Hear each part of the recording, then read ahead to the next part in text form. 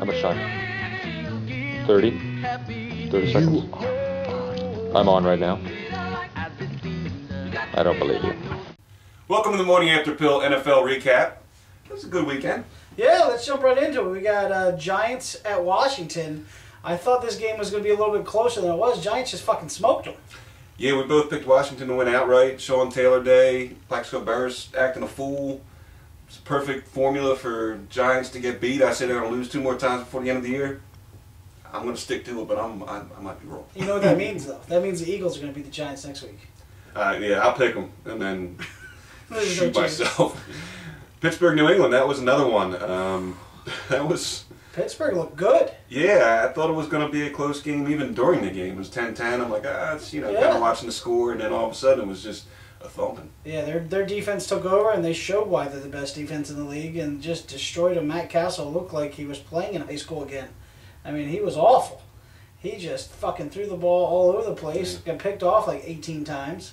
And, the Pittsburgh looks complete. I'm going to go with them as the second best team in the AFC now because I had New England as the second best team in the AFC, and now Pittsburgh beat them. That makes them the second best team. Gotcha. Sticking to my theory. I'm also going to go with them as the second best team. Oh, what happened? Where the fucking Jets go? The Jets. What happened? Where's Brett Favre, my fucking hero? Where is he? What did he do? Brett Favre Fucking suck? Did he suck? He took a shit on his own field right on Jimmy Hoffa's head. Yeah. It was fucking awful. That was not good. Denver, who's awful. Awful. Leading the worst division in the AFC. Awful. And I didn't get to see the game. I just watched the highlights, and it looked like a typical Brett Favre. Well, he had 66 yards at halftime. Yeah. He's up and down, like I said, but he's not. If it wasn't for Thomas Jones, they wouldn't even have had a chance. He had over 140 yards total offense and 2 touchdowns, and he ran all over Denver. And for some reason, the Jets went away from it and went to try to go on the hero's arm. And unfortunately, his arm is 39 years old and not any good anymore.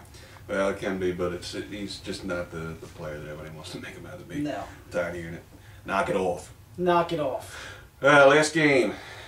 Carolina at Green Bay. It was a very good game. Yeah, it was a surprise ending there. They just kind of went bam, bam, bam, Carolina to win that. Well, Steve Smith made a spectacular catch at the end of the game to get him into the 1-yard line, and then they just punched it in with D'Angelo Williams and his 4 touchdown performance. I mean, that's 2 running backs this weekend with 4 touchdowns. Yeah. Brian Westbrook and D'Angelo Williams. I picked them both for fantasy. Wow.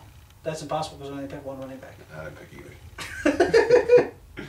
But hopefully the next week will be just as good. We got a lot of playoff implications coming up. So I think things are starting to sort themselves out a little bit, but kind of get confused when the Jets go in and beat New England, and then Pittsburgh destroys New England, and then the Jets lose to Denver. You can't figure out anything except the fact that the Titans are good.